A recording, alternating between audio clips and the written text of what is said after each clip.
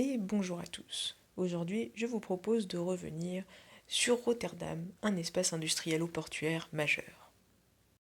Il est tout d'abord important de noter que Rotterdam est une ville des Pays-Bas faisant face à la mer du Nord et à la Manche. C'est également un port européen à dimension mondiale. En effet, sur les repères clés, on peut voir deux chiffres qui nous intéressent tout particulièrement. Il est à la fois le 9e port mondial d'un point de vue du tonnage, mais également le 11e port mondial d'un point de vue du nombre de containers transportés. Cependant, Rotterdam est de plus en plus soumis à la concurrence. En effet, dans ces deux tableaux, nous pouvons remarquer qu'en 2008, Rotterdam était à la 4e place en termes de millions de tonnes transportées, alors qu'en 2017, Rotterdam est à la 10e place. Entre 2008 et 2017, Rotterdam transporte cependant 46 millions de tonnes supplémentaires. Comparativement, la croissance des ports asiatiques est beaucoup plus importante que celle de Rotterdam. Afin de faire face à cette concurrence de plus en plus importante, Rotterdam innove.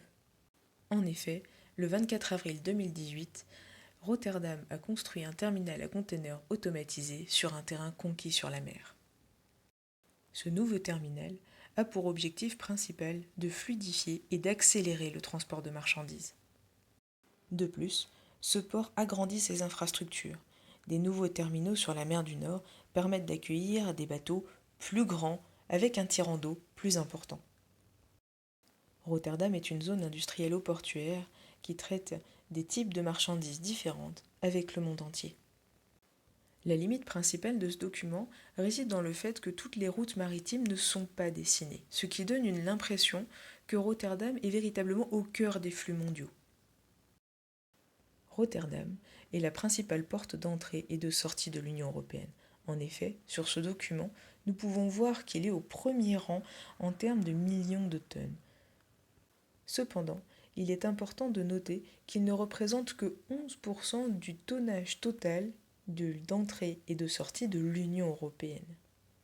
Cette seconde information permet de relativiser la première.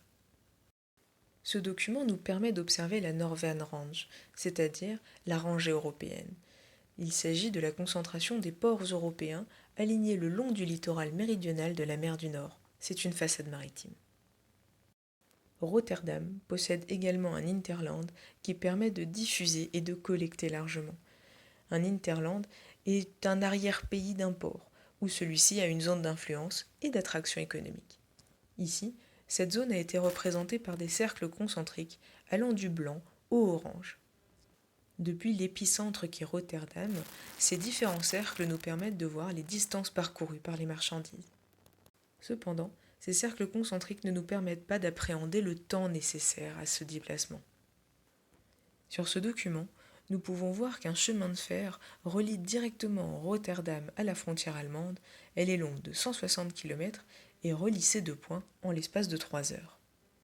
Ce document a un intérêt tout particulier pour nous autres Français, c'est-à-dire qu'il nous permet de voir que certaines voies ferroviaires sont réservées au transport de marchandises et non au transport de passagers comme c'est le cas en France. Ce document nous permet également de voir l'intermodalité, c'est-à-dire l'utilisation de plusieurs modes de transport au cours d'un même trajet.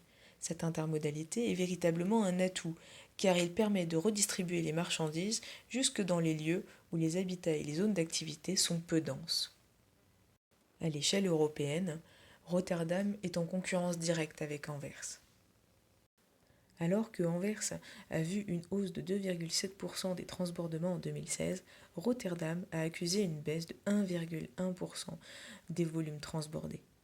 Il s'agit des volumes chargés et déchargés depuis un navire. Le problème principal pour Rotterdam, c'est que ce basculement d'activité porte principalement sur le transport conteneurisé, c'est-à-dire là où Rotterdam a fait le plus d'investissements ces dernières années. À l'échelle locale, nous pouvons voir que Rotterdam est un espace industriel-portuaire en perpétuelle évolution. Cette ZIP est un espace qui associe des activités industrielles et portuaires et fait 42 km de long. Rotterdam, au fond de l'estuaire, est relié à la mer du Nord directement par la Nouvelle Meuse et plusieurs canaux. En plus de 100 ans, le port s'est développé vers l'ouest, Attention, cette information a été vérifiée directement sur Internet puisqu'il n'y a pas d'orientation sur la carte. Une partie des dernières avancées sur la mer sont des polders, c'est-à-dire des étendues artificielles de terre gagnées sur l'eau. La ZIP de Rotterdam accueille de nombreuses activités, représentées par de nombreuses couleurs sur la carte. Rotterdam évolue et engendre des mutations urbaines, comme c'est visible ici sur ce quartier moderne, qui est une ancienne friche industrielle et qui a été reconquise dès les années 1990. Ce quartier ressemble particulièrement à un quartier des affaires, ce qui offre de nombreuses opportunités à la ZIP de Rotterdam. De plus, le fait de réhabiliter les friches industrielles permet de véhiculer une image favorable du lieu. Cette forêt flottante, symbole de la préoccupation environnementale, permet de véhiculer la même image. En effet, les arbres ont été récupérés et les flotteurs sont d'anciennes balises maritimes, ce qui permet de faire du recyclage. L'objectif premier de cette installation est d'améliorer l'esthétique du port, mais également de devenir une curiosité touristique. Cependant, la présence des flotteurs nous rappelle que ces villes sont menacées par l'augmentation du niveau des océans. En plus des investissements pour améliorer son image, Rotterdam investit dans la formation professionnelle. Son objectif premier est ainsi de se doter d'une main-d'œuvre qualifiée. De plus, le fait de participer au projet Erasmus permet de créer des vocations.